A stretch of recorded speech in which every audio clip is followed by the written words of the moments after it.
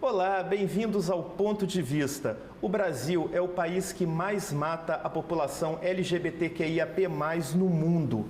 Embora nossa Constituição Federal garanta a equidade de direitos para todos, independente de gênero, raça, credo, condição social e orientação sexual, na prática a realidade é bem diferente e muito mais cruel para quem não se enquadra no padrão da heterossexualidade. Além das lutas desta população por respeito, dignidade e oportunidades, existem políticas públicas que vêm sendo implementadas para a garantia desses direitos. E hoje, no Ponto de Vista, a conversa é com o Renan Lira Matos Cadais. O Renan é gerente de política de diversidade sexual e gênero da Secretaria de Estado de Direitos Humanos. Renan, seja muito bem-vindo ao Ponto de Vista. Prazer em tê-lo aqui. Obrigado pelo convite, Thelmo. Estou honrado em ter vindo aqui hoje. Pois é, o Renan, antes da gente entrar nessa política, nesse plano estadual de enfrentamento à LGBT, fobia e promoção da cidadania e dos direitos humanos para a população LGBTQIAP+, eu gostaria de fazer um retrospecto aí, porque você está gerenciando justamente esse setor que vela pela dignidade dessas pessoas, pela garantia dos direitos dessa população. Sim. Só que você não chegou nessa função à toa, tem toda uma história de militância aí por trás. Eu gostaria que a gente começasse esse nosso bate-papo, você contando pra gente um pouco dessa sua militância. Sim, realmente assim, a gente tem normalmente os gestores da Secretaria de Estado de Direitos Humanos vieram de uma militância de direitos humanos, uma militância ligada ou próxima mesmo de trabalho, seja ligada à universidade de algum lugar para construir a política, porque a gente não chega do nada aqui, a gente chega com o nosso saber e com as nossas histórias na militância para construir política pública. Especificamente, eu vim da política de juventude, militei muitos anos, desde os 16, movimento estudantil, aí fui linkando a minha construção na política de saúde, e aí quando a gente vai caminhando na política, seja ela juventude, seja ela direitos humanos, seja ela a própria LGBT, seja ela saúde, a gente percebe que tudo tem um lugar, que é a política de direitos humanos. Tudo tem esse lugar, promoção da cidadania e o enfrentamento às violências, seja ela qual for.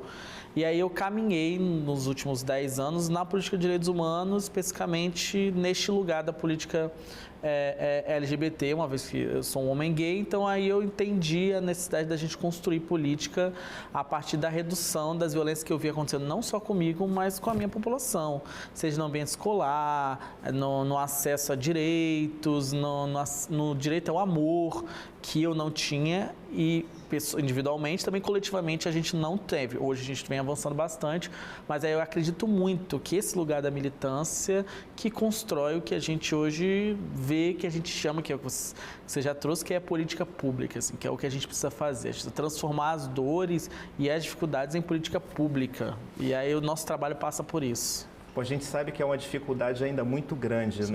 Não apenas de aceitação de direitos legítimos dessa população, mas você diria que hoje já há um ambiente político e também social mais favorável à luta e viabilidade desses direitos?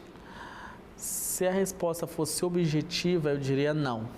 Mas como dá para explicar? Dá para eu dizer sim, que já melhorou muito do que era há 40 anos atrás, quando o movimento LGBT inicia no regime de exceção, existia uma dureza, uma dificuldade de ser, uma clandestinidade para se reunir e não tinha direito. A gente foi avançando com o tempo, mas é importante que se diga que as políticas para a população LGBT, os direitos, sempre foram garantidos pelo judiciário. O legislativo sempre se omitiu para a construção de políticas LGBTs, o executivo pouco fez historicamente, então a gente teve um judiciário que foi garantido casamento igualitário, que foi garantindo adoção, que foi garantido diversos direitos, mas todos ainda muito tímidos, assim. Não dá para dizer que o ambiente não melhorou, mas ainda é muito hostil ao construir política pública LGBT, porque existia a estrutura do Estado, não só que o Espírito Santo, o Estado enquanto poder, ele é muito violador de direitos humanos, ele é muito LGBTfóbico. Então é num espaço violador que a gente tenta construir. Então o Estado tentando construir política pública num lugar que normalmente mata. É o que parece estar sendo reconhecido, né? Porque teve um reconhecimento aí, né? De todo esse trabalho que vocês vêm fazendo, não? Sim.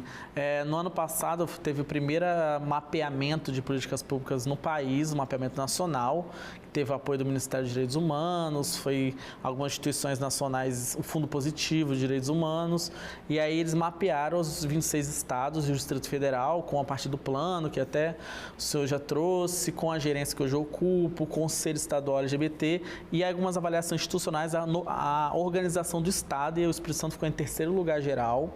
A gente recebeu outros prêmios também.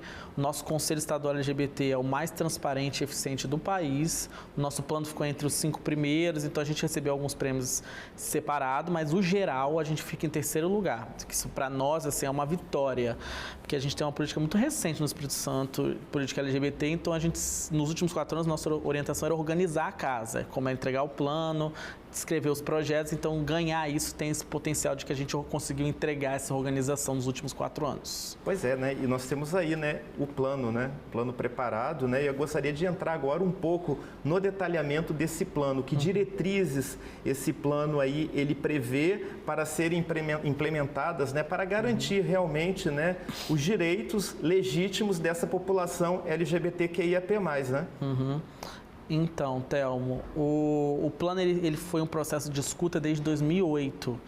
Ele traz demandas que passou por 2008, 2011 e 2015 nas conferências estaduais LGBTs. E aí, em 2019, a gente realizou a nossa 4ª conferência. Normalmente ela tem etapa nacional, mas infelizmente em 2019 não teve etapa nacional. Mas a gente realiza a etapa estadual para a gente aprovar as diretrizes do plano. O plano ele contempla 9 grandes eixos de trabalho, que é saúde, educação, cultura, trabalho, emprego e renda, assistência social, sistema de justiça, segurança pública, participação popular e gestão administrativa, que tem suas diretrizes, seus eixos de trabalho, né? Para que a gente execute até 2026, porque a gente tinha um problema, que a falta desse plano, ele gerava qual o caminho que a gente vai fazer para executar a política pública, para onde a gente começa, para onde a gente quer ir, como a gente monitora, onde a gente justifica o nosso trabalho. Então esse plano tem esse potencial assim, da gente reconhecer a política LGBT como trabalho, como ciência que é, e aí a partir disso a gente tem construído deste plano até 2026. Aí, em 2026, a gente avalia a execução e constrói um novo plano mais atualizado. Porque a gente sabe que a política vai atualizando, né? Então, a gente precisa desses times para ela poder avançar. Pois é, ele é um plano que ele, como você mesmo acabou de citar, abrange uma série de áreas, né? Saúde, trabalho, enfim. No caso da saúde, por exemplo, né, que diretrizes estão propostas aí para serem implementadas nesse plano? A gente, desde 2011 e 2013, uma atualização, a gente tem uma política nacional de saúde integral da população LGBT. E aí existe uma diretriz nacional que não foi implementada ainda no Espírito Santo, ela está em processo, uma política estadual pensando as diretrizes da política nacional de saúde integral da população LGBT.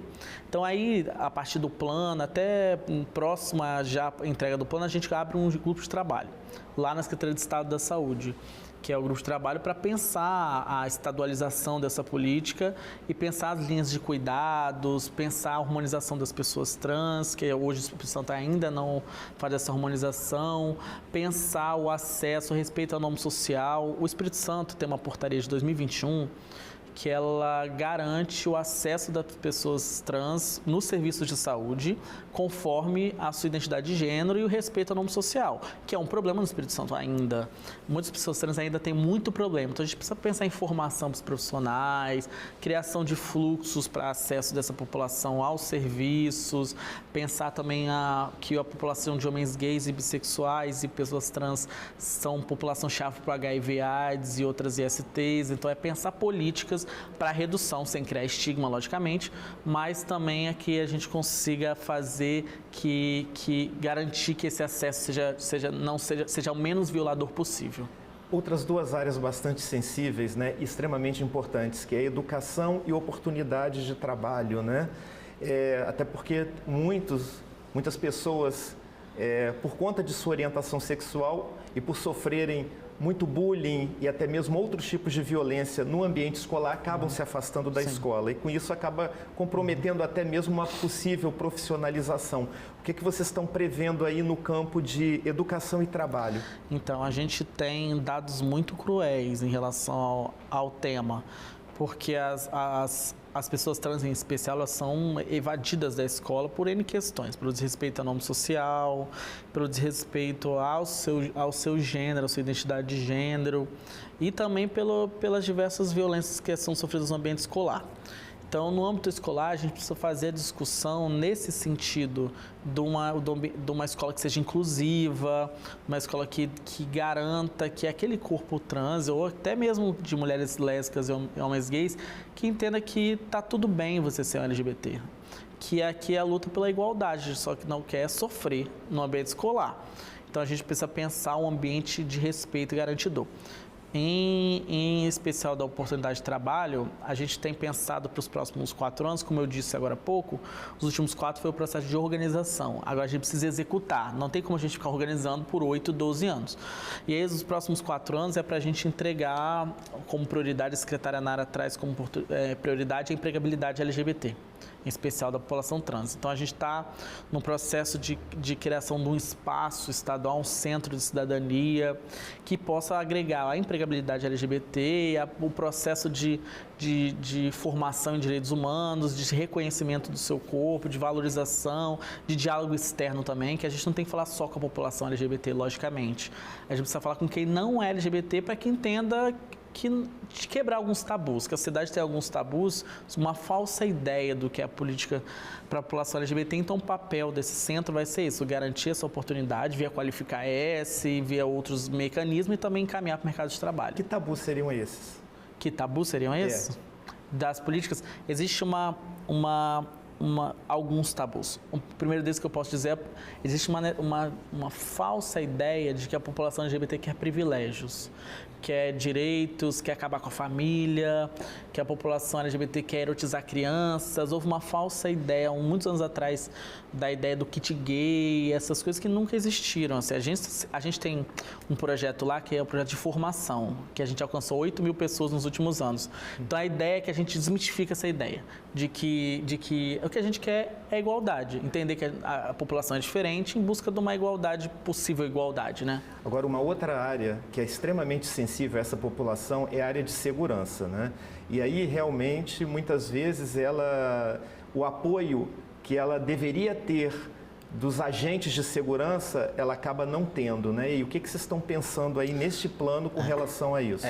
No plano eixo de segurança pública desse plano, ele trata numa perspectiva na verdade, o plano como um todo, ele traz muito uma ideia de formação dos agentes, seja agentes de segurança, agentes da educação, da saúde, uma ideia da gente construir uma abordagem com respeito, entender que existe uma forma de abordar mais respeitosa, e aqui numa perspectiva da população LGBT, mas tem a abordagem com respeito para a juventude negra, da população de mulheres. Então, a gente precisa pensar uma abordagem específica que garanta direitos e que não crie um ambiente mais hostil para a polícia. Então, é um diálogo muito aproximado para a gente construir protocolos e fluxos para quando esses agentes alcançarem essa população LGBT, seja em qualquer abordagem que for necessária. Pois é, eu citei aí saúde, educação, oportunidade de trabalho, questão de segurança. Existe alguma outra área que, de repente, eu posso ter passado assim, batido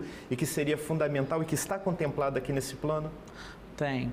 A gente tem muita dificuldade das gestões públicas fazerem política LGBT. Os municípios do Espírito Santo, não só especialmente no Espírito Santo, mas no Brasil todo, não executam a política de direitos humanos e, logicamente, nem a política LGBT. Então, a gente tem um papel no plano de fortalecer esses vínculos com os municípios, achar servidores referências, encontrar pessoas sensíveis para a gente construir uma rede, mesmo que informal, para a gente executar a política pública para além da grande vitória, a gente espalhar a região metropolitana e ir para os interiores. E a gente tem um projeto de fortalecer essas gestões municipais e também coletivos, instituições que estão no interior fazendo política LGBT. Então a gente tem um edital de premiação para a gente garantir a visibilidade, a aceleração desses projetos. Então nosso papel nos próximos anos vai ser esse, tem sido esse. É do Ministério também de Direitos Humanos, que já passa isso para a gente, e também aqui que a gente começa a fortalecer essas relações com os municípios e com as demais regiões para além da Grande Vitória. Pois é, Renan, parabéns por esse plano, muito sucesso na sua viabilidade aqui no Espírito Santo e obrigado pela entrevista. Foi um prazer ter você aqui no Ponto de Vista. Eu que agradeço, muito obrigado. Eu agradeço também a sua audiência, a sua companhia. Lembrando que na semana que vem estaremos de volta em mais um Ponto de Vista. Até lá!